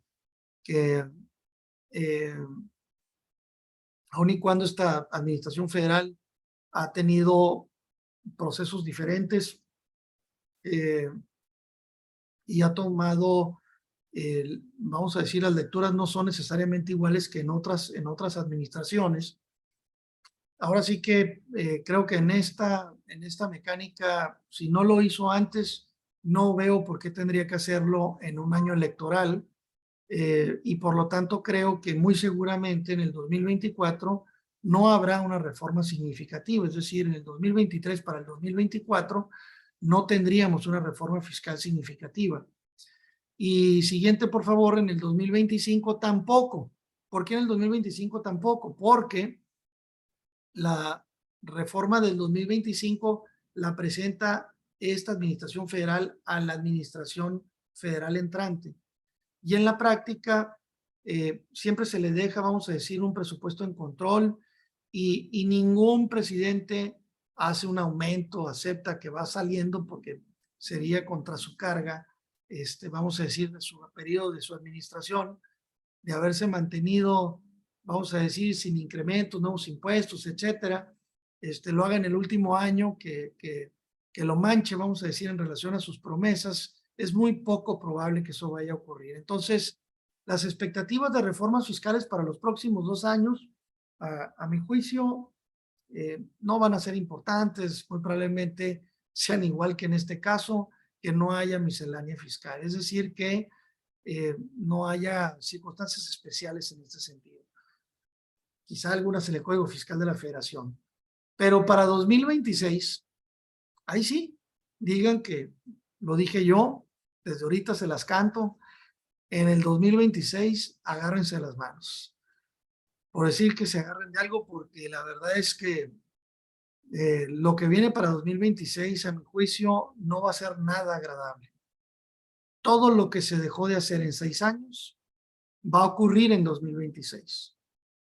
Todas se las van a cobrar en 2026. En 2026, mi expectativa es que vaya a ser una reforma fiscal radical, importante, significativa y no para bien, ¿eh? No para bien. Es decir, que no considero que vaya a ser una reforma fiscal estimulante para la economía, que reduzca, simplifique las cargas administrativas de los particulares, que incentive la economía, la generación del nuevo empleo. No, definitivamente que no. Va a tenerse que generar una mayor recaudación porque las cosas económicamente no van a estar bien, los resultados no van a ser los que se han venido manipulando y definitivamente creo que para poder cubrir y más o menos maniobrar en los primeros 3 años van a tener que absorber la carga social, electoral, pública de ponerse rudos en los impuestos. Entonces, creo que no me gusta a mí, pero normalmente soy muy positivo sobre lo que pueda venir, pero lo que veo realmente hacia adelante es un futuro oscuro. Por lo menos podríamos respirar 2 años seguidos, hacer las reservas que tengan que hacer, prepararse para el trancazo que vamos a recibir en el 2026, en donde creo que vamos a pagar todas las que debemos. Pero no vemos nada, ¿no? Más bien las malas administraciones, el mal manejo económico, las lógicas que se han venido generando, en algún momento viene el latigazo de regreso y a mi juicio va a ser en el año 2026. Entonces, con esto, pues quisiera concluir las reflexiones que preparamos ante la no reforma fiscal, ante este presupuesto de ingresos y de egresos que se presenta y desde luego, pues me quedo a la orden de cualquier pregunta que en su caso ustedes pudieron haber hecho. Ustedes saben que tenemos ahí en la plataforma en preguntas, ustedes pueden hacer ahí las preguntas que consideren. Y de todas maneras, si el tiempo me lo permite, bueno, para algunas que queden pendientes, ya habrá oportunidad de que se les puedan responder por correo electrónico. quedo a sus órdenes. Adelante, Manuel. Reginaldo, pues muchas gracias. Un tema muy interesante que, como bien dices, pareciera como que hoy este año no debiera haber charla, ¿no? Porque la reforma fiscal no hubo, o aparentemente no se va a dar.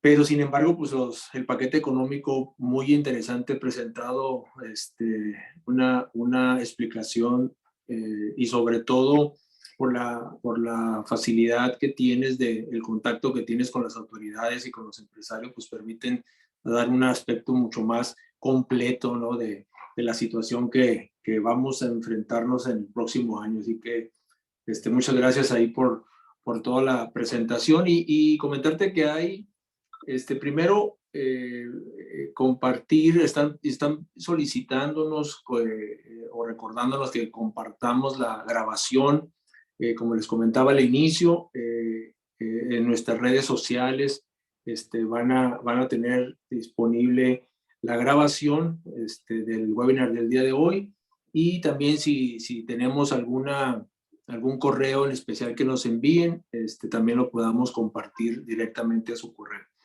Y pudiéramos, Reginaldo, hay varios comentarios que quisiera aclarar, quisiera solamente referirme a las preguntas para aprovechar ahí tus respuestas y tus comentarios, no tanto a los comentarios que nos hacen los participantes.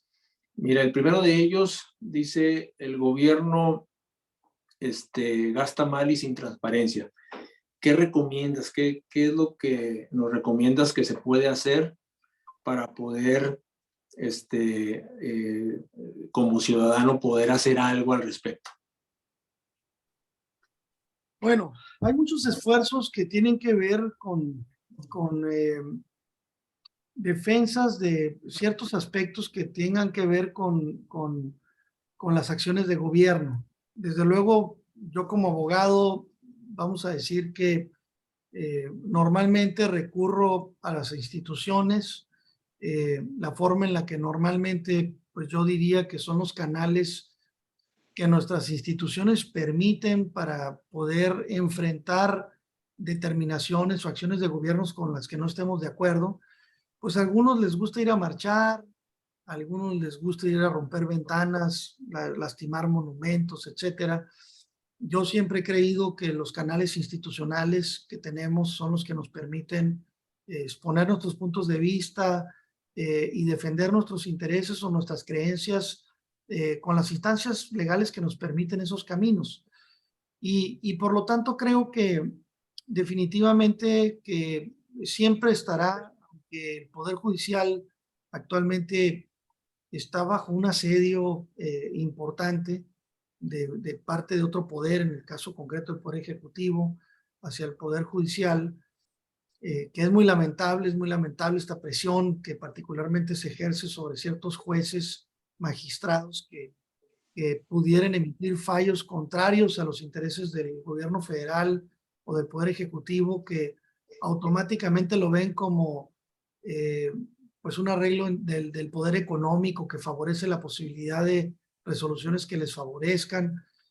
Bajo esta lógica, eh, vamos a decir, sospechosa a la que se refiere el gobierno federal por el hecho de favorecer a particulares, pues creo que es muy lamentable.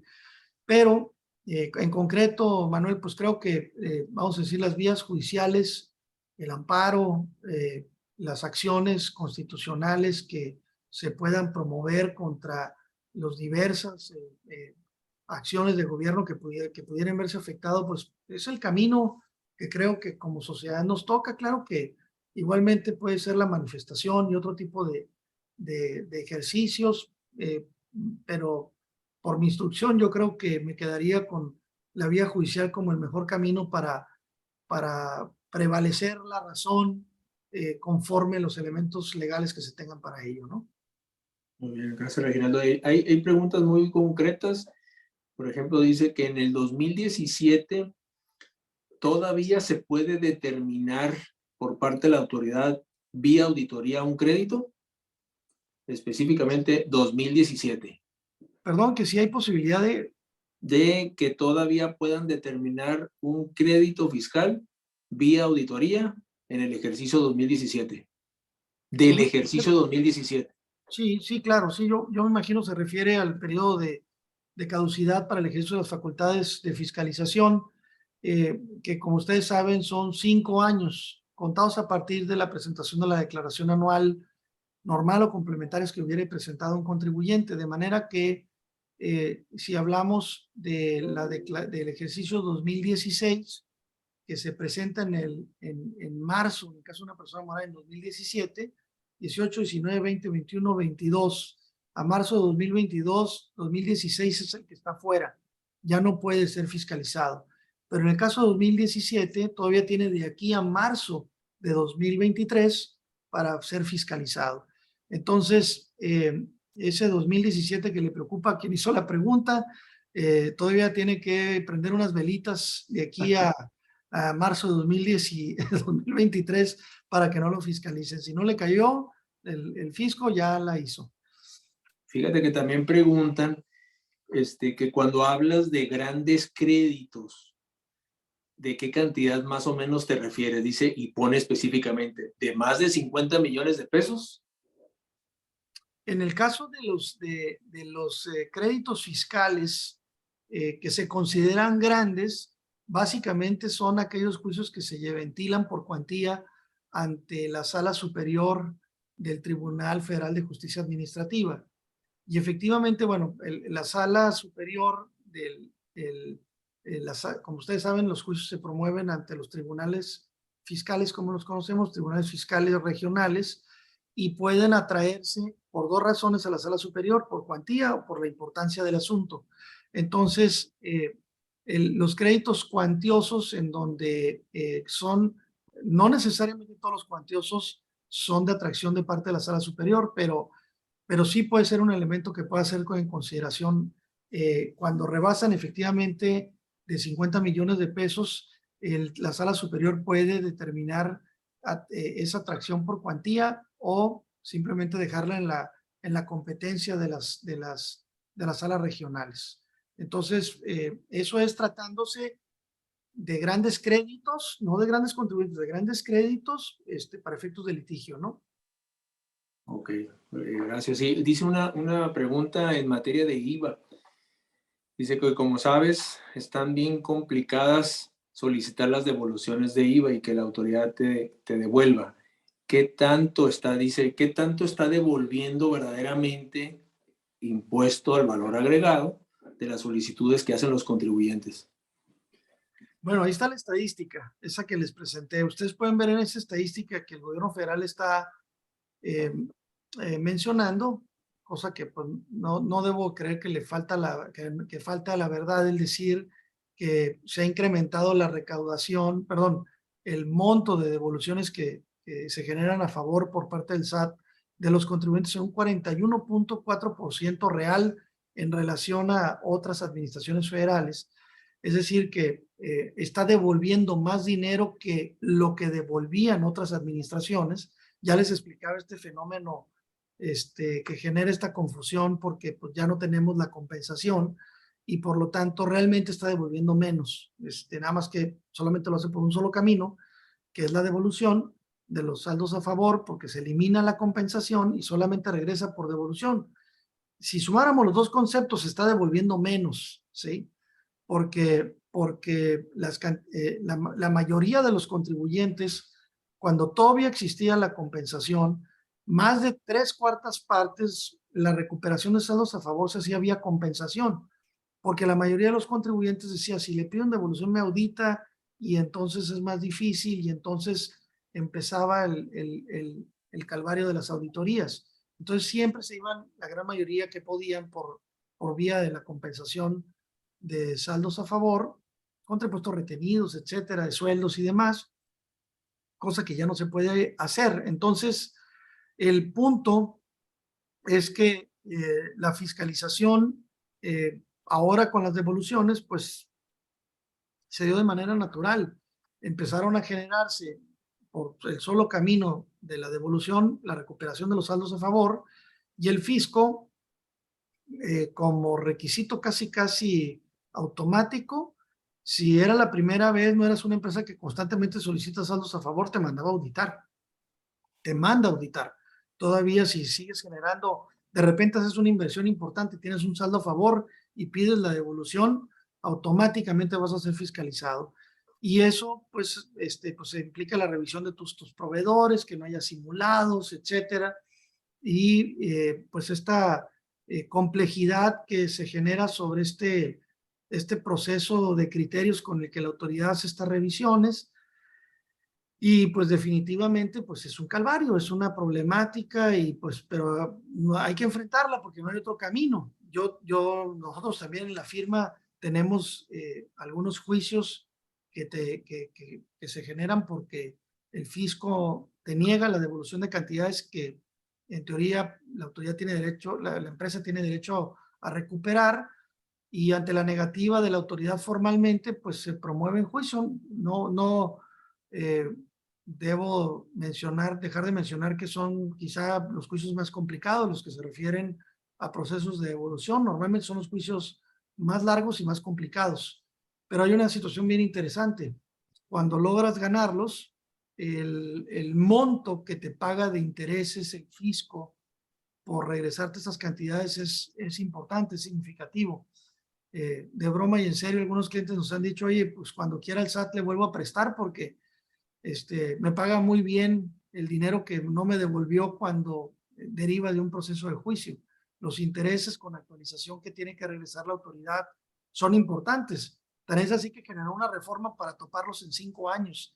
Ya no pueden ser mayores los recargos a 5 años, los intereses que se generan a favor de los particulares. Entonces, pero sí, están llenos de dificultades los procesos. Reginaldo, ahí comentarte que estás recibiendo ahí en el chat varias felicitaciones por la exposición y nuevamente te mandan felicidades y nuevamente solicitan a ver si pueden enviarles la presentación de tu plática.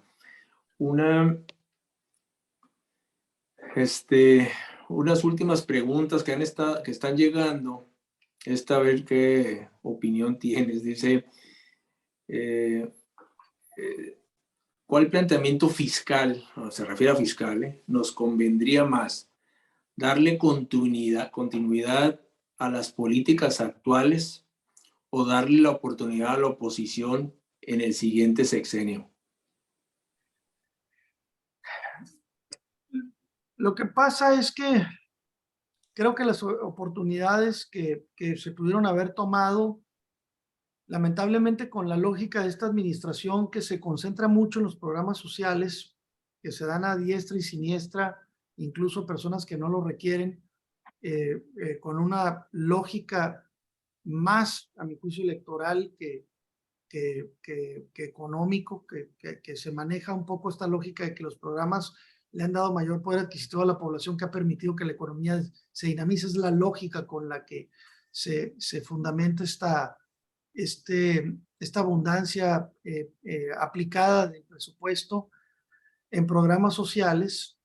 Y por otro lado, en estas inversiones emblemáticas, estas obras emblemáticas que desde luego no es lo que necesitamos. El enfoque es que realmente estas obras de infraestructura tendrían que haberse diseminado en todo el país. Creo que cualquier entidad federativa pudiera ver el dinero que se despilfarró en estos proyectos, pudieron haber sido mejor aplicados en obras de inversión de infraestructura por las entidades federativas. Muy seguramente hubieran generado efectos multiplicadores más importantes, y eso hubiera aliviado mucho la economía de nuestro país.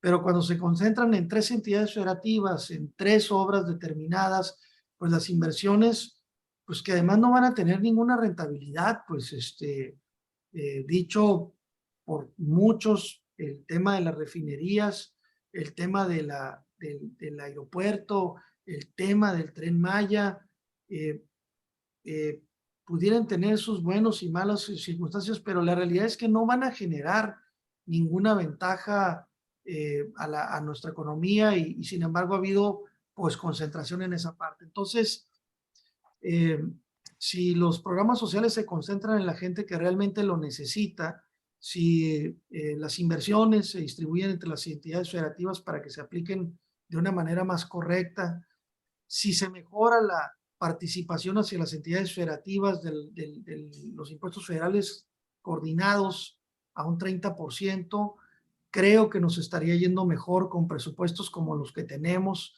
Definitivamente aliviaría las cargas de las entidades y sería mejor utilizado el recurso. Y pues desde luego pensar en simplificar las cargas de las empresas, que las empresas estén más concentradas en generar riqueza, en generar empleos, porque pues los gobiernos les da por presumir los empleos, pero los empleos no los genera el gobierno, los generan las empresas. El gobierno nada más representa menos del 10% de los empleos del país. El 90% de los empleos del país los generan las empresas y el gobierno los presume como si ellos los generaran. Los genera el sector privado. Y lamentablemente, nada más 30% es formal. Y mientras siga habiendo estas sobreregulaciones, cada vez van a ser menos los contribuyentes porque están sobreregulados y porque es más una invitación a la informalidad. Por eso ha ido disminuyendo significativamente la formalidad y crecido la informalidad. Tenemos que facilitarles el proceso de incorporación con sistemas fiscales más adecuados, más fáciles, menos complejos, con menos cargas, ¿no? Creo que es un poco de las cosas que pudiéramos hacer, pero no creo que esto se vaya a generar en esta administración y pues habría que ver el que viene, cómo viene y cuáles son estas ideas que pudieran servir para que ojalá tengamos la capacidad los comunes ciudadanos que no estamos involucrados en cuestiones partidizadas, podamos influir en los políticos para que hagan estos cambios que valen la pena, ¿no? Geraldo, pues siguen llegando las felicitaciones y agradecimiento por la exposición, lo clara y lo interesante. Varias felicitaciones para ti.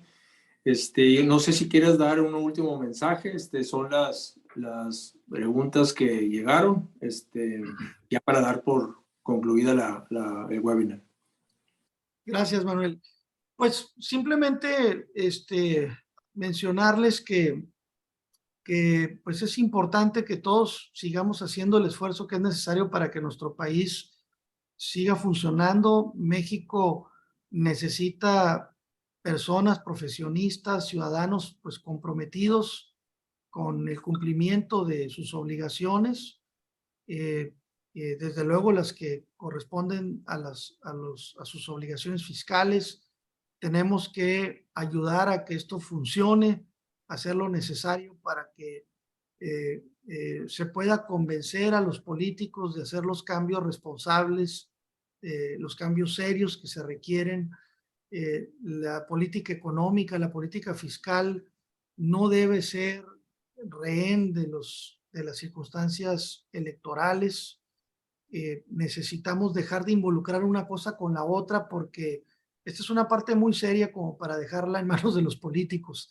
Tiene que estar en manos de gente, de personas capaces, de personas serias que se comprometan con hacer un esfuerzo correcto, adecuado, bien razonado, que permita que, pues, que en el tiempo que se requiera debidamente concentrado, podamos ir mejorando las condiciones de nuestros municipios, entidades federativas y país. Así que pues los invito a seguir teniendo paciencia, a seguir haciendo nuestro esfuerzo y a seguirnos quejándonos y a seguirnos involucrándonos para que podamos generar estas condiciones de mejoría para todos. Gracias y bueno, los esperamos en el siguiente evento. Próximamente les avisaremos ahí de que vamos a organizar, ¿no, Manuel? Ahí y desde luego invitarlos a que en nuestra página web vean este material. También la grabación lo compartimos en nuestro canal de YouTube. Entonces, ahí pueden también Si alguien no tuvo oportunidad de verlo y que ustedes lo conozcan, le pueden decir que en el canal de YouTube pueden verlo. Gracias. No, gracias a todos.